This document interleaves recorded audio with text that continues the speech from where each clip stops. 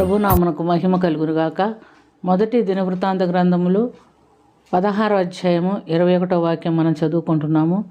నేను అభిషేకించిన వారిని ముట్టవలదనియు నా ప్రవక్తలకు కీడు చేయవద్దనియు సెలవిచ్చు వారి నిమిత్తము రాజులను గద్దించెను. ఆయన ఎవరినైనాను వారికి హింస చేయనీయలేదు అని ఇక్కడ చెప్తున్నట్లుగా మనం గమనిస్తున్నాం. అంటే రాజు అయినటువంటి దావీదు రచించినటువంటి స్తుతి కీర్తన ఇది.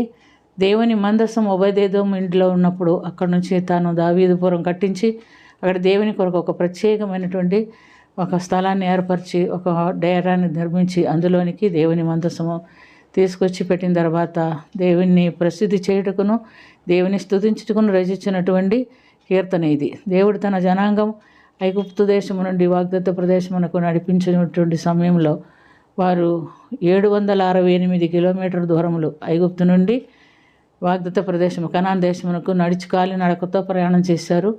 వారి అవిధేయతను బట్టి 40 సంవత్సరాలు ప్రయాణం చేస్తున్నట్టుగా మనం చూస్తున్నాం. ఈ 40 సంవత్సరాలు దేవుడు శత్రువులను ఆయన స్వాధీనంలో పెట్టుకున్నాడు. వారిని ముట్టవలదని, వారిని తాకకూడదు, వారికి ఏ కీడు చేయకూడదను దేవుడు సెలవిచ్చినట్టుగా చూస్తున్నాం. పురుషులు మాత్రము 6 లక్షల మంది అయినప్పుడు దాదాపు స్త్రీలు పిల్లలంతా కలిపి 20 లక్షల మంది ఒక పెద్ద సమూహము ప్రయాణం చేసి వెళ్ళినటువంటి సమయంలో చుట్టుపక్కల రాజ్యము నుండి రాజ్యమునకు జనము నుండి జనమునకు వారు ప్రయాణం చేసినప్పుడు శత్రువులు వారిని ముట్టలేదు, తాకకూడదని దేవుడు సెలవిచ్చాడు. వారి భయము జనములకు కలుగు చేశాడు కనుక వారు వీరిని తాకలేదు, ముట్టలేదని కూడా మనము గమనిస్తున్నాం. మోయాబు రాజు అయినటువంటి బాలాకు మరి వారిని శపించుటకు సోదెగాడైనటువంటి బిలాముని పిలిపించినప్పటికీ 3 సార్లు మరి బాలాకు 3 చోట్లకు తీసుకెళ్ళి ఇక్కడి నుంచి చూసి వారిని శపించమని కోరినప్పుడు దేవుడు బిలాము నోట్లో దీవెన వాక్యమే ఉంచాడు, కానీ వాకులు ఉంచలేదు. కాబట్టి బిలాము వారిని దీవించాడే కానీ శపించలేకపోయినట్టుగా మనము గమనిస్తున్నాం. ప్రియమైనటువంటి దేవునిలారా, శత్రువు మనల్ని ఎన్ని చేయాలని చూచినప్పటికీ దేవుని సహాయం అనుకుంటే వాళ్ళు మనల్ని ఏమీ చేయలేరు. వాళ్ళు మనల్ని శపించలేరు, వాళ్ళని మనం హింసించలేరు, వాళ్ళు మనల్ని తాకలేరు. అందుకని ఇది ఉదాహరణకి ఇశ్రాయేల్ జనాంగాన్ని 40 సంవత్సరాలు ఆయన కాపాడిన విధానాన్ని బట్టి మనము తెలుసుకుంటున్నాము.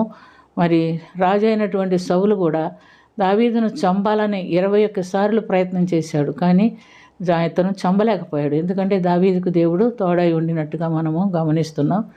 దావీదు ఎన్ని మార్లు సౌలు దావీదును చంపాలని చూచినప్పటికీ దావీదు అతనికి ఎదురుపడలేదు, కానీ అతన్ని ప్రేమించాడే కానీ అతనికి విరోధిగా నిలబడలేదు, లేకపోతే అతను చేతికి చిక్కినప్పుడు అతన్ని చంపలేదు అని మనం చూస్తున్నాం. దావీదు సౌలుని ప్రేమిస్తున్నట్టుగాను తన యజమానుడిగా ఎంచుకున్నట్టుగాను చూస్తున్నాం.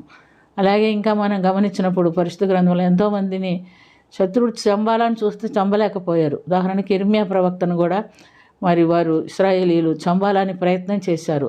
ఆయన ఏ తప్పు చేయలేదు. దేవుని వాక్కు ఏమైతే వారికి వచ్చిందో అది వారికి తెలియపరిచారు. అందుని బట్టి వాళ్ళకు దేవుని యొక్క వాక్కు వారికి అనుకూలంగా లేనందున ఇర్మియాను చంపాలని చూశాడు. యోనాతాను గోతులో వేశారు, బురదగుండలో వేశారు.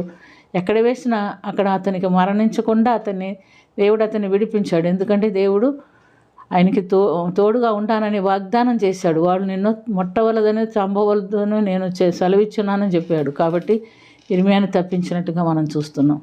అంటే ప్రియమైనటువంటి దేవునిలారా, మనం కూడా ఆయన బిడ్డలమే కదా. మనల్ని ఆయన తప్పించడానికి ఆయన సమర్థుడు, శక్తివంతుడు. మనల్ని ఆయన ఆశ్రయించినప్పుడు ఆయన ఆశ్రయించి ఆయన ఎదురించి ఆయన దీవెన ఆశీర్వాదం మనం పొందుకునేటట్టుగా శత్రువుని జయించేటటువంటి కృప ఆయన మనకు ఇచ్చినట్టుగా ప్రార్థన చేసుకుందాం.